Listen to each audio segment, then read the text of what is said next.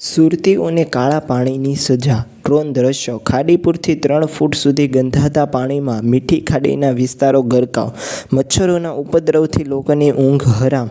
સુરતમાં ગત રવિવારની સાંજથી વરસાદ શરૂ થયો હતો, જે બુધવાર રાત સુધી એટલે કે 4 દિવસ સુધી વરસ્યો હતો. તેની સાથે સાથે જિલ્લામાં પણ વરસાદના કારણે સુરતના મધ્ય ભાગમાંથી પસાર થતી ખાડીમાં મોટા પ્રમાણમાં પાણી આવવાથી ખાડીની સપાટી ભયજનક લેવલે પહોંચી ગઈ હતી, જ્યારે સીમાડા ખાડી ઓવરફ્લો થઈ ગઈ હતી. ભડવાડ, કાકરા, સીમાડા અને મીઠી ખાડી કાંઠા વિસ્તાર છેલ્લા 3 દિવસથી કાળા પાણીમાં ગરકાવ થઈ ગયો છે.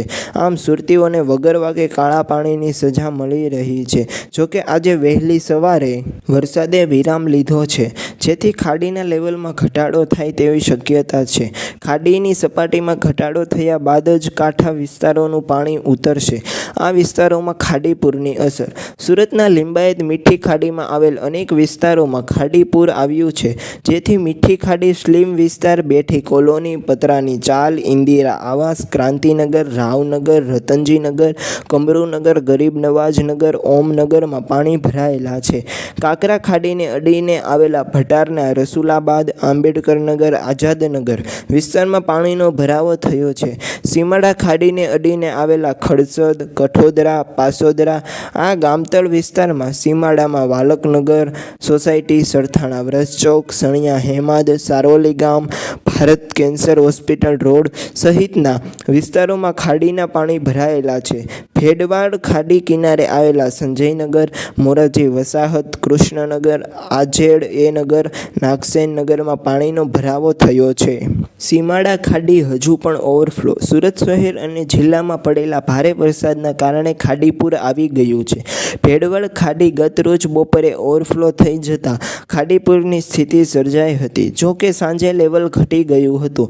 જ્યારે સીમાડા ખાડી હજુ પણ ઓવરફ્લો છે, જ્યારે મીઠી સહિતની અન્ય ખાડીઓ પણ ડેન્જર લેવલથી નજીક વહી રહી હતી. તેના કારણે શહેરની જુદી જુદી 22 જગ્યાએ પાણીનો ભરાવો થયો છે. તેમાંથી માત્ર 6 જગ્યાએ જ પાણીનો નિકાલ થયો છે. અનેક જગ્યાએ ગટરનું પાણી બેક માર્યું છે. ખાડીપુરને કારણે 955 લોકોનું સ્થળાંતર કર્યું. સુરતમાં આવેલ ખાડીપુરના કારણે અનેક વિસ્તાર અસરગ્રસ્ત થયા હતા. તેના કારણે ગતરોજ દિવસ દરમિયાન 955 લોકોનું સ્થળાંતર કરવામાં આવ્યું હતું. આ ખાડીપુરના કારણે અનેક વિસ્તારો જળબંબાકાર થઈ ગયા છે અને સંખ્યાબંધ વિસ્તારોમાં ફાયર વિભાગની ટીમ ઘટનાસ્થળે બોટ લઈને ફરતી જોવા મળી રહી છે.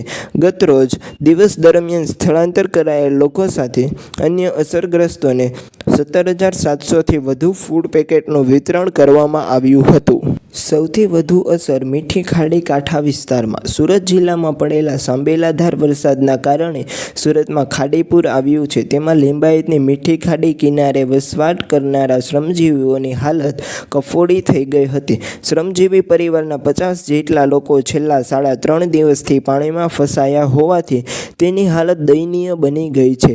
આ વિસ્તારમાં રહેતા શ્રમજીવી પરિવારો રોજ કમાઈને રોજ ખાનારા છે, પરંતુ 3 દિવસથી પાણી ઘરોમાં હોવાથી તેઓ નોકરી ધંધે જઈ શક્યા નથી અને ઘરમાં પણ ઘણું નુકસાન થયું છે. આવા પરિવારોને માથે આકાશમાંથી આફત વરસી રહી છે અને તેઓની હાલત વધુ કફોડી થઈ રહી છે. જ્યાં ક્યારેય પાણી નથી ભરાયું એવો વેસુ વિસ્તાર પણ પાણીમાં. જ્યાં ક્યારેય પાણી નથી ભરાતા એવો પ્લાનિંગ સાથે ડેવલપ થયેલા વેસુ વિસ્તારમાં ખાસ કરીને VIP રોડ અને ન્યૂ VIP રોડ, ખાટુ શ્યામ મંદિર, મહાવીર કોલેજની આસપાસ વગેરે જગ્યાએ પાણી ભરાતા આશ્ચર્ય સર્જાયું હતું. જ્યારે આ પાણી 3.5 દિવસ સુધી નહીં ઉતરતા લોકો તંત્ર પર પસ્તાળ પાડી રહ્યા છે. 7 થી 8 વર્ષમાં જ આ પરિસ્થિતિનું નિર્માણ થયું.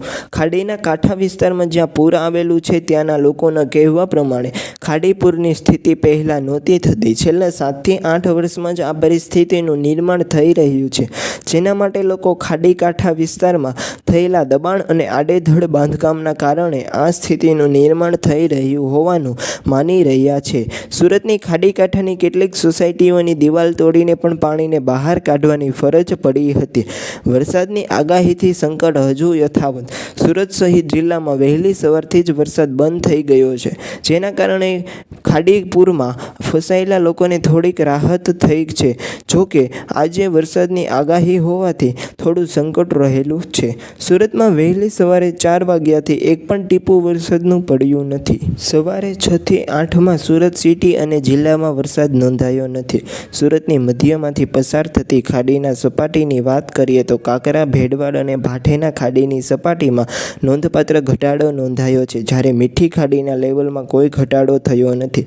જ્યારે સીમાડા ખાડી હાલ પણ ઓવરફ્લો વહી રહી છે. સીમાડા ખાડી ઓવરફ્લો હોવાના કારણે સીમાડામાં વાલમનગર સોસાયટી, સરથાણા વ્રતચોક, સણિયા હેમત સારોલી ગામ, ભરત કેન્સર હોસ્પિટલ રોડ પર હજુ પણ પાણીમાં ભરાયેલા છે.